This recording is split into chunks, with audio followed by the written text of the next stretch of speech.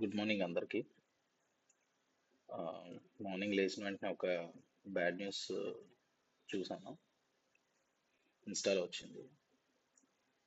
నిరంజన్, వరంగల్ అబ్బాయి, రీసెంట్గా పవన్ కళ్యాణ్ గారు కలాలని అబ్బాయి అడిగితే ఇమీడియట్గా ఆయన వచ్చి ఆ అబ్బాయి కోరిక తీర్చారు. ఆయన ఏం కావాలి అని అడిగితే ఆ అబ్బాయి ఓజీ సినిమా, ఓజీ 2 చూడాలి అని అడిగాడు. ఆయన ఏమో కలిసి చూద్దాం అని అన్నారు, కానీ అన్ఫార్చునేట్లీ అబ్బాయి చనిపోయాడు.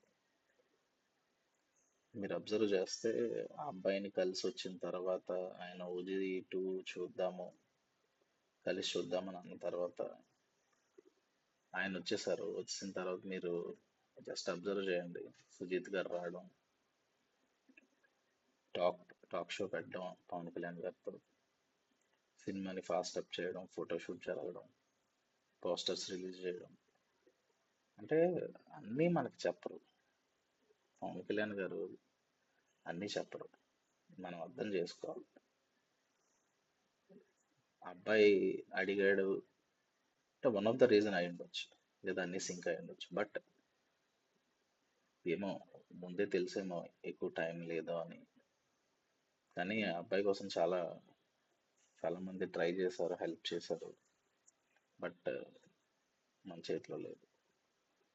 అబ్బాయికి ఆత్మకి శాంతి జరగాలని అందరూ కోరుకుందాం. దయచేసి ఇలాంటివి చిన్న చిన్నవి చాలా సెన్సిటివ్ ఇష్యూస్. ఎందుకంటే ఒకళ్ళ పెయిన్ అది, ఒకళ్ళ కష్టం అది.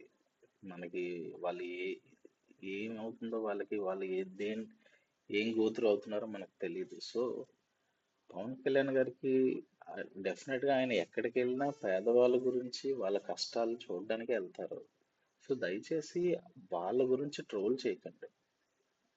వాళ్ళని ఏదో ఒకటి అనడం, అన్నయ్య అన్నాడంట, ఈయన వెళ్ళిపోయాడు, ఇలాంటి మాటలు వద్దండి. అది చాలా బాధ అనిపిస్తుంది. ఆయన అదొక్కటే కాదు, ఇంకా చాలా.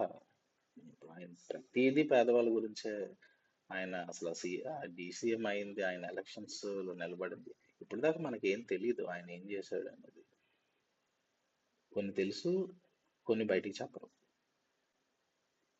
దయచేసి ఇలాంటివి చాలా బాధాకరం. నేనైతే నిజంగా ఎక్స్పెక్ట్ చేయలేదు ఆ అబ్బాయి. Okay, thank you.